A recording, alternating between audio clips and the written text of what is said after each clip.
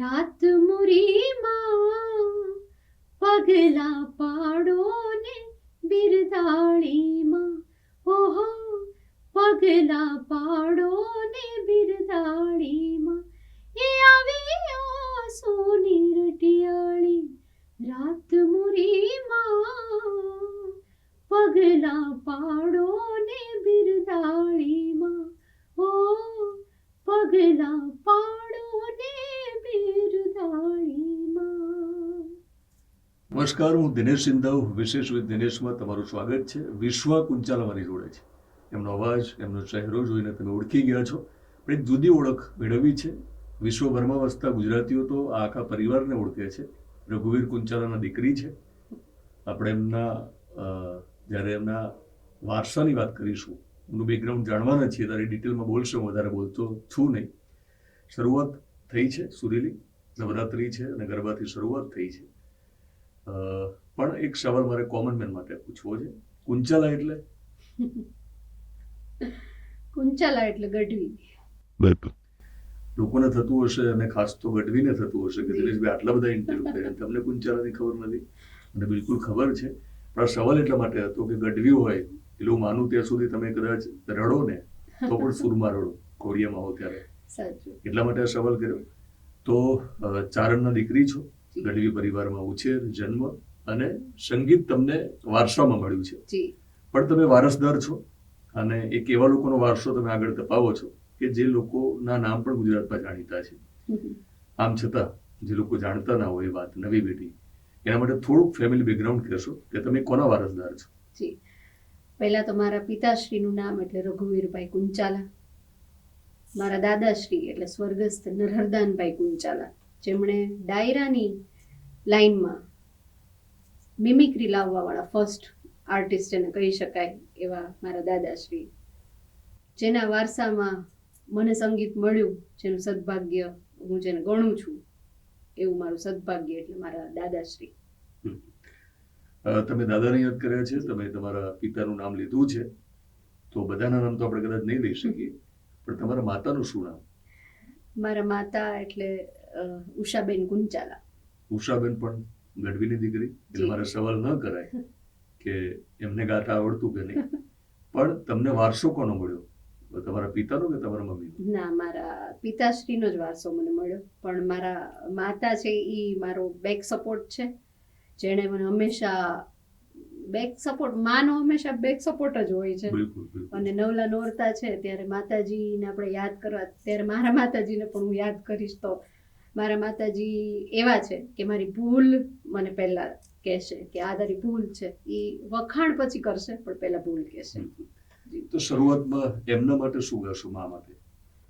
મા માટે તો એક જ ગીત છે કે જનની ની જોડ સખી નહીં જડે રે લોલ, જનની ની જોડ સખી નહીં જડે રે લોલ, મીઠા મધુ ને મીઠા में हुला रे लोल, मीठा मधु ने मीठा में हुला रे लोल, एथी મીઠી છે મોરી માત રે, જનની ની જોડ સખી નહીં જડે રે લોલ.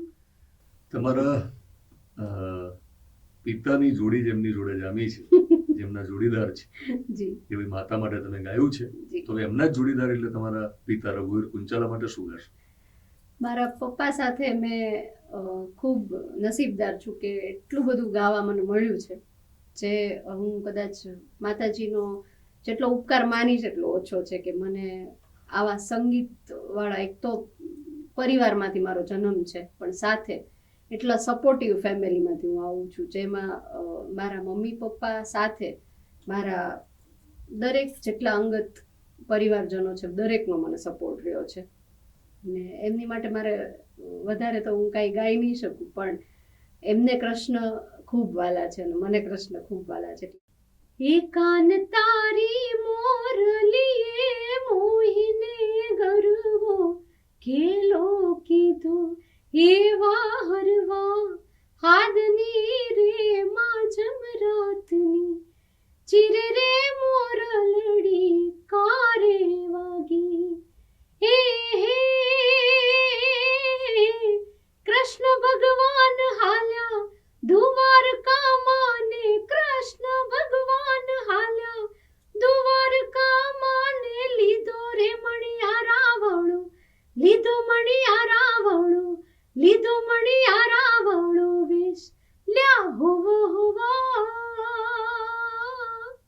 લીધું મણિયારા વળો વેશ કે હું તો તન વારુલ્યા જીઓ મણિયારા.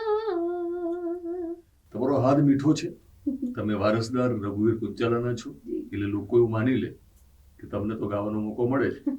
તમે તો જન્મથી ટૂંકમાં સિંગર બની શકો એમ, તમારે કદાચ સંઘર્ષ ન કરવો પડે. પણ એવું હોય છે હકીકતમાં શું હોય છે? ટુ બી વેરી ફ્રેન્ક, હું કહીશ કે ચારણની દીકરી છું, ચારણમાં અવતાર મળ્યો છે, સાથે સંગીતમય આખું ફેમિલી છે મારું. પણ હંમેશા ઓડિયન્સની સામે તમે આવો ને ત્યારે તો તમારે તમારી જાતને જાતે જ પ્રૂવ કરવી પડે છે. એ બહુ અઘરું હોય છે કે તમારું ફેમિલી બેકગ્રાઉન્ડ હોય અને તમને બહુ ઇઝીલી બધું અવેલેબલ હોય ત્યારે જવાબદારી ડબલ થઈ જતી હોય છે. એટલે બહુ સરળ નથી, લોકો જે માની લેવું નથી. ના, બિલકુલ નહીં, સરળ નથી. ત્યારે જવાબદારી ડબલ થાય છે. હું તો એવું કહીશ કે એના કરતાં સારું છે કે ફેમિલી બેકગ્રાઉન્ડમાં ન હોય તો કોઈ તમારી ભૂલ જ કાઢવાનું નથી. પણ જે માનો કે તમારા ફિલ્મમાં પોલિટિક્સ હોય, કદાચ છે પોલિટિક્સ? જી, પોલિટિક્સ તો બધે જ છે. ઓકે, તો તમારા ફિલ્મમાં પોલિટિક્સ હોય અને તમારું આ પ્રકારનું બેકગ્રાઉન્ડ હોય તો એ પોલિટિક્સનો ભોગ નથી બનતા એવું માની લઈએ? ના ના, પોલિટિક્સનો ભોગ તો દરેક સ્ટેજ ઉપર ચડો એટલે પોલિટિક્સનું મીટર શરૂ થઈ જતું હોય છે. અને મારી દ્રષ્ટિએ કોઈ પણ કલાકાર જ્યારે એમ કહે કે ના ના અમારા ફિલ્ડમાં તો પોલિટિક્સ નથી, ત્યારે તમારે સમજવાનું કે આ કોઈ એક વ્યક્તિથી બીવે છે, ડરે છે, જેથી કરીને એ ખુલ્લું મારી જેમ બોલી નથી શકતા કે ના ના પોલિટિક્સ નથી કે છે. હું તો કહીશ કે પોલિટિક્સ છે અને છે. ખુલ્લીને બોલ્યા જ છો તો સમજાવશો કેવા પ્રકારનું પોલિટિક્સ ચાલે છે? હું એવો એક કિસ્સો તમને શેર કરીશ કે મારા ફાધર્સનો જ્યારે એક બહુ સરસ પ્રોગ્રામ હતો બરોડામાં, અને કલાકારોના નામ હું નહીં આપું કારણ કે લોકો સમજી લેશે બરોડાની વાત. એટલે બરોડામાં એક કાર્યક્રમ હતો, બહુ મોટો કાર્યક્રમ હતો, જેમાં મારા ફાધરને બહુ સારા સારા લોકગીતો ગાવાના હતા.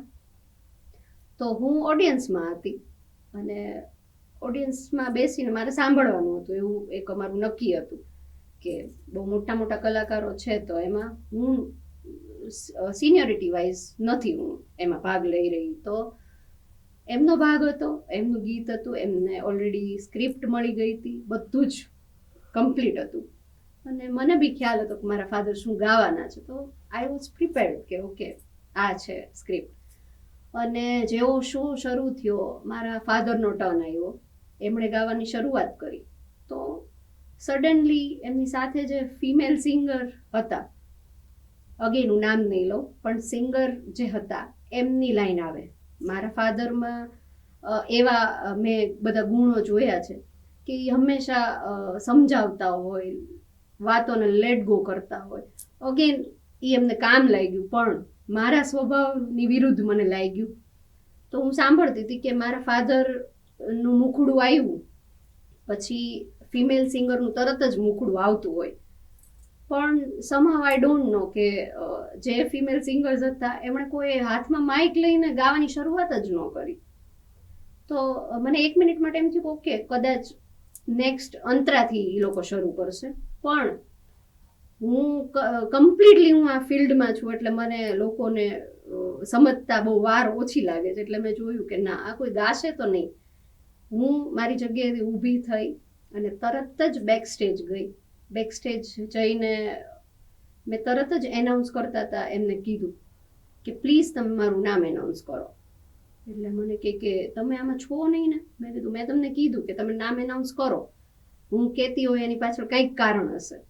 એટલે મને માતાજીની દયાથી ને મારા ફાધરના આશીર્વાદથી જેટલું પણ નામ કર્યું છે એટલું લોકો રિસ્પેક્ટથી આપણને બોલાવતા હોય. એટલે મારું નામ તરત જ એમણે એનાઉન્સ કર્યું. એટલે મેં તરત જ મારા ફાધરની બાજુમાં બેસી અને તરત જ ફિમેલ પાર્ટ જે આવતો હોય એ મેં ગાવાની શરૂઆત કરી. કયું લોકગીત હતું? ઈ લોકગીત હતું માડી હું તો બાર બાર વર્ષે આવ્યો. બહુ ફેમસ અને લોકોને બધાને ખ્યાલ છે કે આ ગીતમાં મેલ ફિમેલ પાર્ટ્સ જ આવે છે. એટલે મેં તરત જ મારો પાર્ટ ગાયો અને ગાઈ અને લોકોએ સ્ટેન્ડિંગ ઓવેશન આપ્યું. ત્યારે હું બહુ ખુશ થઈ અંદરથી કે ઓકે હું જે રોંગ સાઈડમાં આવીને મેં જે સ્ટેજને હાયર કરી લીધું હતું તો એ વર્થ છે. અને પછી તમે વર્ષો સુધી કદાચ તમે એકમાત્ર પિતા અને પુત્રી હશો કે તમે સાથે બહુ ગાયું, જી લવ સોંગ બહુ ગાયા, જી ફિલ્મોમાં પણ ગાયું તમે. જી મને મારા ફાધર સાથે જ વધારે ગાવાનો મોકો મળ્યો અને ખૂબ અમે બે બાપ દીકરીએ જેટલા લવ સોંગ કે ગુજરાતી પિક્ચરોમાં ગાયું ને એટલું બાપ દીકરીએ તો નહીં જ ગાયું હોય, મને ખ્યાલ છે. તો ગુજરાતી ફિલ્મોની વાત નીકળી છે તો આમ તો ઓડિયન્સને ખબર હોવી જોઈએ, પણ કદાચ રિકોલ થશે અથવા નવી પેઢીને લાગશે કે ગીત તો બહુ સાંભળ્યું તમે પણ તમે ગાયું તે ખબર નથી. જી તો કઈ ગુજરાતી ફિલ્મને આપણે યાદ કરીશું ને કયું ગીત ગાશો અત્યારે?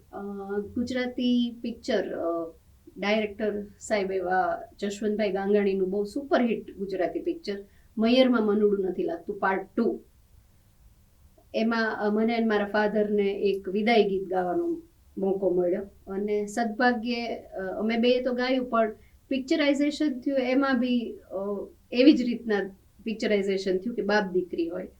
તો આ બધી ઝીણી ઝીણી મુમેન્ટ્સ છે ને મારી માટે બહુ ટચી હોય છે. સંભળાવશો? જી. દ્યોને દાદા દ્યોને અમને એવો રે કરિયાવર દ્યો કે સુખ દુઃખના સંગ્રામ સામે જીતે અમારું જીવતારજો. એ દાદા એવો રે કરિયાવર કે દ્યોને એવો રે કરિયાવર દ્યો. તમારા દાદાએ તમને કરિયરમાં કલા આપી, વારસામાં કલા આપી. તમે કહ્યું કે વારસદાર હોય એટલે હું સમજુ ત્યાં સુધી પ્રકાર તમારી જે પરિસ્થિતિ છે એવી થાય કે એક વડ હોય ને એની નીચે જ્યારે છોડને ઊભું હોય તો તકલીફ પડે કારણ કે છાંયડો જ હોય, સૂર્યપ્રકાશ જ ના આવે. તમારો પ્રકાશ જોઈતો હોય. ત્યાં તમે જન્મ્યા એ તમારી ભૂલ નથી એ પરિવારમાં. તો એ સંઘર્ષ તમે કીધો જ છે આમ તો, પણ હજુ સમજાવશો કે શરૂઆતમાં લોકોની સામે આવવામાં, લોકો સુધી પહોંચવામાં શરૂઆતમાં કેવો સંઘર્ષ કર્યો?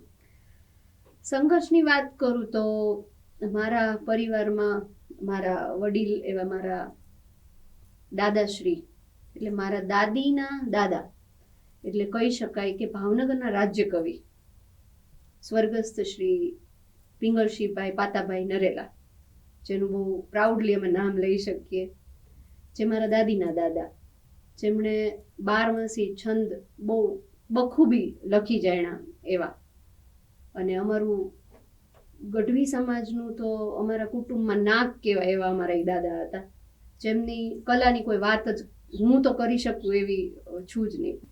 પછી મારા દાદા એવા નરહરદાન ગુંચાલા, જેમણે ડાયરાની લાઈનમાં મિમિક્રી ફર્સ્ટ ટાઈમ જેણે સ્ટાર્ટ કર્યું એવું નામ એટલે મારા દાદા. વારસાગતમાં મારા ફાધરનો વારસો મને મળ્યો, મારા ફાધર રઘુવીરભાઈ ગુંચાલા. અમારા ફેમિલીમાં જેટલું પણ સંગીત ક્ષેત્રે નામ કહી શકાય એવા વડીલોમાં આ 3 નામ સાથે મારા પપ્પાના મામા એવા સ્વર્ગસ્થ શ્રી બળદેવભાઈ નરેલા, જે ખૂબ જાણીતું નામ, જેનું સાહિત્ય આજે પણ ડાયરાઓમાં બોલવામાં આવે છે. આટલા બધા જાણીતા નામોની વચ્ચે તમારું નામ કરવું અઘરું હશે, મારો સવાલ એ હતો. તો કેવો સંઘર્ષ રહ્યો? શરૂઆતમાં કોને ગાવાનો મોકો આપ્યો, મળ્યો ના મળ્યો, કેટલો મોડો મળ્યો, એ સમજવું છે. જી, જ્યારે પણ મોકો મળ્યો, ભલે વહેલો મળ્યો મોડો મળ્યો, પણ મને જે શીખવાડવામાં આવ્યું હતું શાંતિ જાળવવી, આપણા વારાની રાહ જોવી, જે ગુજરાતી ભાષામાં તળપદી ભાષામાં કહું કે વારાની રાહ જોવી, તો મેં મારા વારાની રાહ જોઈ અને ધીમી ગતિએ જ્યારે પણ ગાયું, જેટલું પણ ગાયું એ મજબૂતાઈથી ગાયું. શરૂઆત ક્યાં થઈ હતી? શરૂઆત સ્કૂલ મારી પૂરી થઈ, સ્કૂલ પછી મારી કોલેજ શરૂ થઈ, જે મ્યુઝિક કોલેજ જ હતી ભાવનગરમાં. જી, SNDTમાં. ત્યાં મારો અભ્યાસ થયો અને ભણતા ભણતા એટલા બધા કોમ્પિટિશન્સ આવ્યા. કોમ્પિટિશનમાં અગેન જે સ્કૂલ ટાઈમે હું પાર્ટ લેતી હતી એમ જ કોલેજમાં લીધો અને દાદાગીરીથી કોલેજમાં બહુ બધું ગાયું, જેના પડઘા હજી પડે છે ઘણી વાર. તો બટ ઓબ્વિયસ કહી શકાય કે ભણવાનું જેવું જ પૂરું થયું એવું પ્રોફેશનલ મારું ફિલ્ડ મેં શરૂ કરી દીધું. વાતચીત ચાલુ રહેશે પણ વચ્ચે તમે ગાશો, કારણ કે લોકોને એમાં વધારે રસ છે. જી. તમારી વાતો તો સાંભળવી જ છે, પણ તમને પણ સાંભળવા છે. કઈ પણ ગાઈ શકો તમે. બહુ મારું ગમતો ગરબો હું જેને કહી શકું, માતાજીનો ભાવ, એવું હું તમને સંભળાવીશ.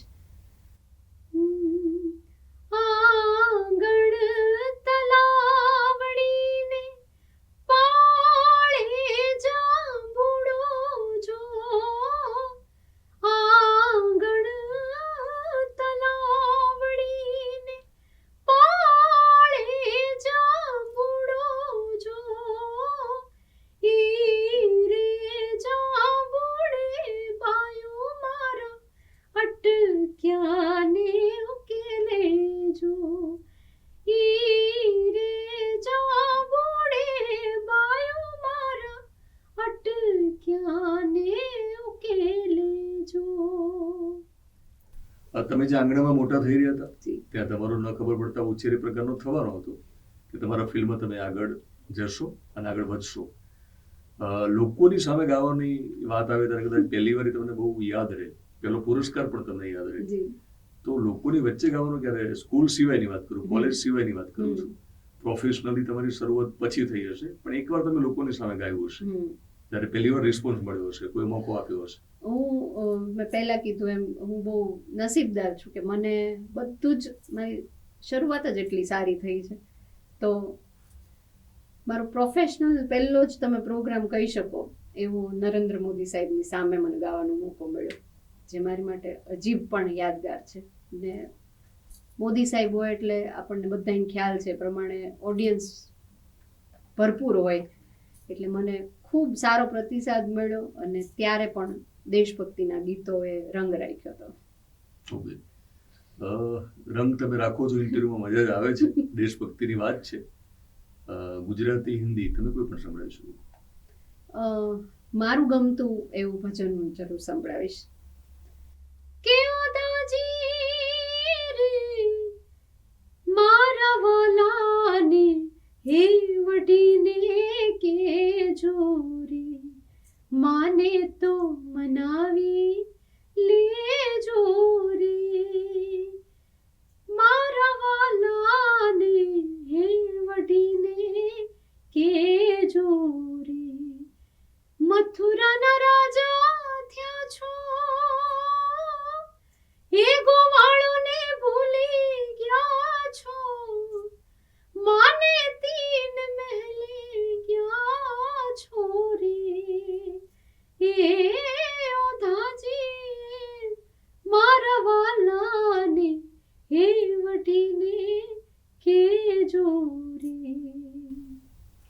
ઓડિયન્સ મને વટશે જો હું તમને વધારે નહીં ગવડાવતો, એટલે મારી લાલચ છે તો બેક ટુ બેક તમને કંઈક ગવડાવીશ. ગુજરાતી ગઝલો. ગુજરાતી ગઝલમાં મારા સૌથી મનગમતા કલાકાર એટલે આદરણીય શ્રી મનહરભાઈ ઉદાસ, અને એમની ગઝલ અવારનવાર હું બેઠકોમાં ને મગાતી હોઉં છું. આપણી બેઠકમાં ગાશો? જરૂર. નયનને બંધ રાખીને મેં જ્યારે તમને જોયા છે, નયનને બંધ રાખીને મેં જ્યારે તમને જોયા છે, તમે છો એ ન કરતા પણ વધારે તમને જોયા છે, નયનને બંધ રાખીને. તમે નયન બંધ કરો એટલે કે રાત્રે સુવો તો પણ તમને કદાચ સૂર અને સંગીતના સપના આવે, એ પ્રકારની એક પરિસ્થિતિમાં તમે હતા શરૂઆતના સ્ટેજમાં. તમને જે મોકો મળ્યો, એક હોસ્પિટલનું ઓપનિંગ હતું તમારું, ફેમિલી ડોક્ટરનું, ત્યાંથી તમારી શરૂઆત થઈ, ત્યાં પણ તમે ગાયું, પુરસ્કાર પણ નાનો એવો મળ્યો. પછી તમને શું લાગે છે, કારણ કે સોશિયલ મીડિયા તો હવે આવ્યું, તમારા સમયમાં સીડી આઈ થિંક આવી ગઈ હતી, યુટ્યુબની પણ કદાચ પછી શરૂઆત થઈ, તો શરૂઆતમાં ટર્નિંગ પોઈન્ટ તમને લાગે અથવા તમારી ઓળખ કદાચ બની હોય એવું કયું ગીત, કયું લોકગીત, કયું ભજન, મને ખબર નથી.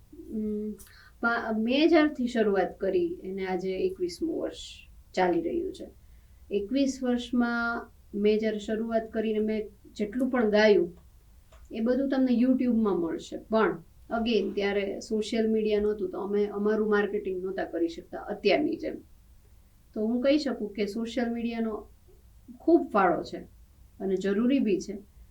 પોઝિટિવલી નેગેટિવલી બંને સાઇડ્સ છે. તો ઘણો બધો ફાળો છે. પણ મને જેટલો પણ મોકો મળ્યો એમાં સીડી અને રેપરમાં જ્યારે અમારા ફોટા ને અમારું નામ હોય ત્યારે સોશિયલ મીડિયામાં જાણે અઢળક લાઇક્સ ને કોમેન્ટ્સ આવી એવો આનંદ થતો હતો. એ લેબલ અને ટાઇટલ શું કહેતા એ વખતે? આલ્બમ્સ. આલ્બમ શબ્દ વાપરતા. આલ્બમ્સ કહેતા. કયું પહેલું આલ્બમ?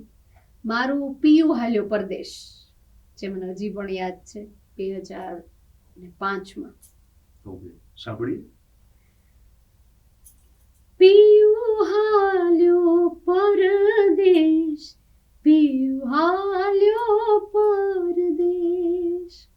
આવું મેમરીઝમાં છે. હવે ઘણા વર્ષો થયા પણ આ મારું પહેલું ગીત હતું એટલે મને યાદ છે. પણ અગેન સોશિયલ મીડિયા જો ત્યારે હોત તો અત્યારે થોડીક વધારે એ રીતના મજા હોત કે અમારું કન્ટેન્ટ અમે લોકો સુધી પહોંચાડી શકત. પણ આજે સોશિયલ મીડિયામાં કેટલીક રીલ્સ બને છે અથવા કેટલીક જગ્યાએ તમારા ગીતો ગવાય છે.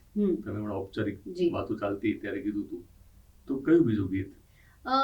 હું લગભગ ડાયરામાં જ્યારે મારું નામ એનાઉન્સ થાય એટલે લોકો તરફથી ફરમાઈશોની ચિઠ્ઠી આવતી. એમાં લગભગ ઓધાજી મારા વાલાને વઢીને કહેજો રે, એનાથી જ મારી શરૂઆત થતી. અને કૃષ્ણ ભક્ત છીએ એટલે કૃષ્ણ ભગવાનને યાદ કરીને અમારી શરૂઆત અમે કરતા હોઈએ, જેનો આનંદ જ અલગ હોય અને રિસ્પોન્સ પણ અલગ હોય લોકોનો. તો માર્કેટિંગની વાત કરી જ છે તો થોડું માર્કેટિંગ કરી લઈએ કે પહેલી વાર જે લોકો તમારો ઇન્ટરવ્યુ જોતા હોય, યુથની વાત કરું છું, કે માનીને ચાલો કે તમારા અવાજથી વાકેફ હોય પણ તમને પહેલી વાર આ રીતે તમારો પરિચય થયો હોય, તો રેગ્યુલર તમારું કોન્ટેન્ટ જોવું હોય તો યુટ્યુબ અને સોશિયલ મીડિયા ઉપર ક્યાં જોઈ શકે? સોશિયલ મીડિયા ઉપર યુટ્યુબમાં વિશ્વા કુંચાલા, સાથે ઇન્સ્ટાગ્રામમાં પણ વિશ્વા કુંચાલા, ફેસબુકમાં વિશ્વા કુંચાલા. ત્રણની લિંક હું ડિસ્ક્રિપ્શનમાં આપી દઈશ કે લોકો રેગ્યુલર તમને કદાચ ફોલો કરી શકે, તમને સાંભળી શકે. કૃષ્ણને તમે વારંવાર યાદ કરો છો એટલે કૃષ્ણ સાથેનો લગાવ હું સમજી શકું છું. કૃષ્ણનું બીજું કોઈ ગીત, લોકગીત? મારું યુટ્યુબ ઉપર મેં જાતે એક ગીત લખ્યું. લખો પણ છો? જી, લખવાની ટ્રાય કરું છું. લખ્યું, કમ્પોઝ કર્યું, ગાયું.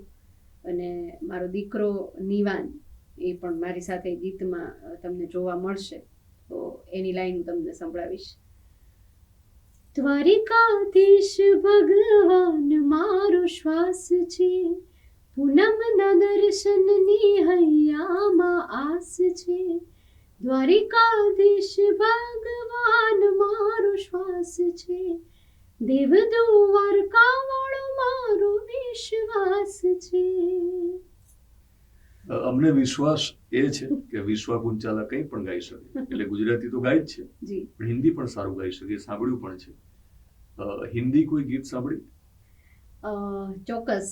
મારા મનગમતા સિંગર એટલે લતા મંગેશકરજી, એમનું બહુ સરસ ગાયેલું ગીત હું ગાવાની કોશિશ કરીશ.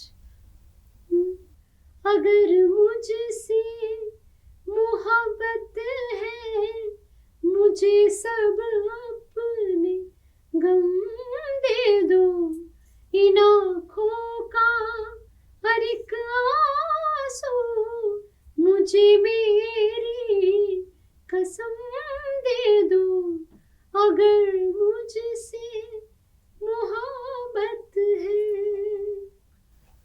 લગ્ન ગીત સાંભળી? જી, લગ્ન ગીત તો મારા સૌથી ફેવરિટ છે એટલે હું એ પહેલા જ સંભળાવીશ.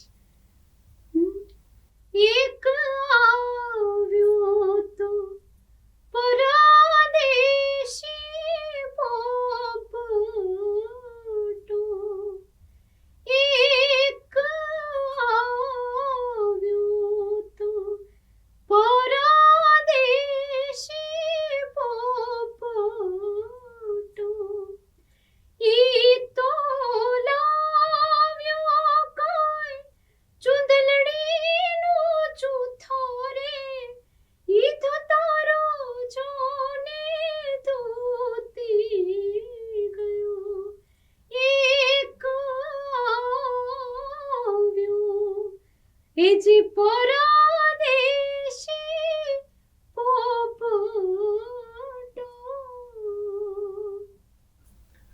બહુ અદભુત અવાજ છે થેન્ક યુ. અને એક જુદા પ્રકારનો અવાજ છે. વારસો તમને જે મળ્યો છે જી એટલે આમ તો મેં તમારા આપણે રાજકવિને યાદ કર્યા છે અને ચરજ મને ખૂબ ગમે છે. જી એમને તો એ વખતે છંદ ને બધું લખ્યું છે, તો એમની જ રચના જરૂરી નથી. તમે જ્યારે ચારણના દીકરી છો તમારે ચરજ સાંભળવી છે. કે ડાકલિયા બોલાવો માતાજીના પાવણિયાને તેડાવજો, એ મારી મોગલનો તરવેડો બાયો, મારો માનેલો તરવેડો, એ મારી મોગલનો તરવેડો બાયો, એ મારો હકમનો તરવેડો.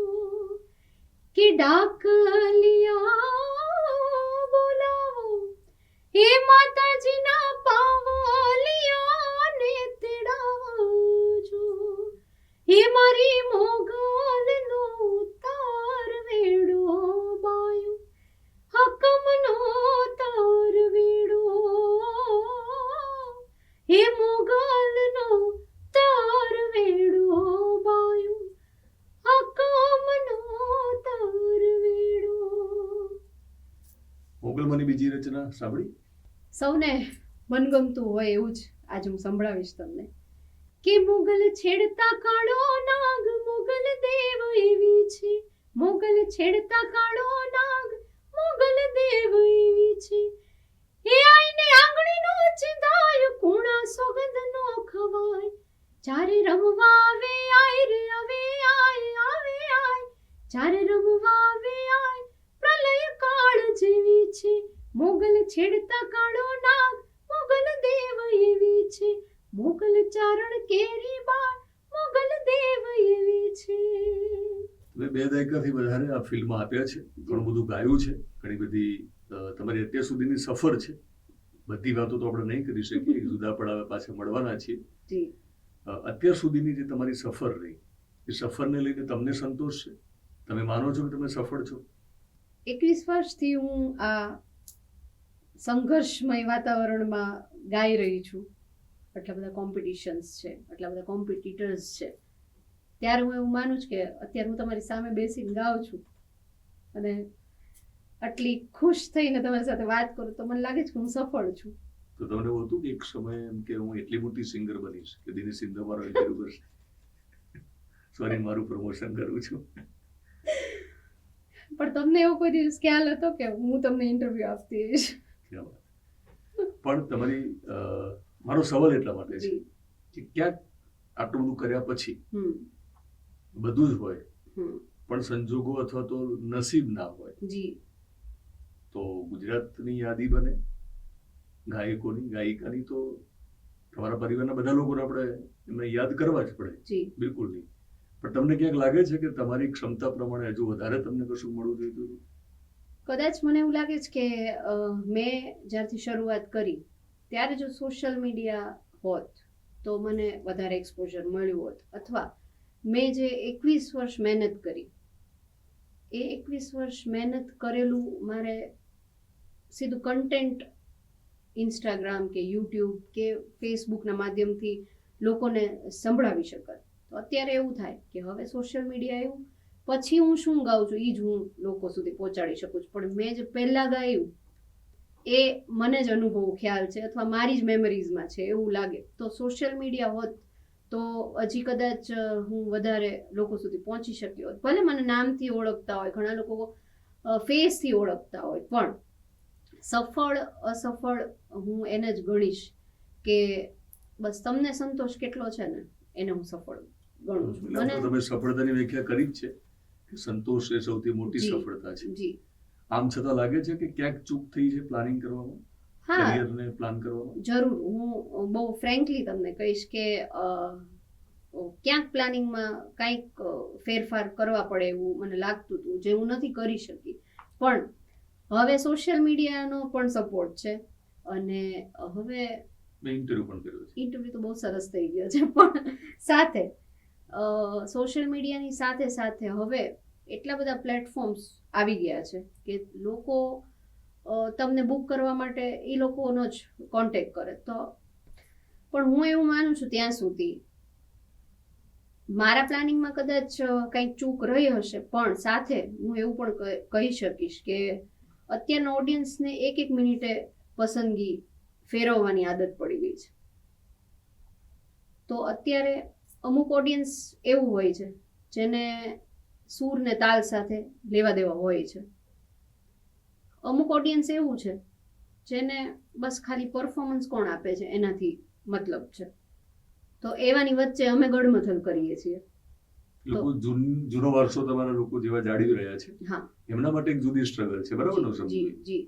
હવે જેને વારસાગત જ ગાવું છે, જેને સંગીતથી જ લેવા દેવા છે, એવા લોકો જ્યારે સાંભળશે ત્યારે સમજશે કે ઓકે, હા, એના કાન પણ હવે ટેવાઈ ગયા છે કે સારું અને ખરાબની કમ્પેરિઝન એમને પણ હવે ખ્યાલ આવી ગયો છે કે ઓકે, આને સારું કહેવાય, આને ખરાબ કહેવાય, વારસાગત છે, આ બિનવારસાગત છે. પણ હું એટલું તમને તમારા માધ્યમથી હું લોકો સુધી એવું તો હું પહોંચાડીશ કે જ્યારે સંગીતના વારસામાંથી જ્યારે તમારું સંગીત આવતું હોય એ સંગીત અલગ હોય છે.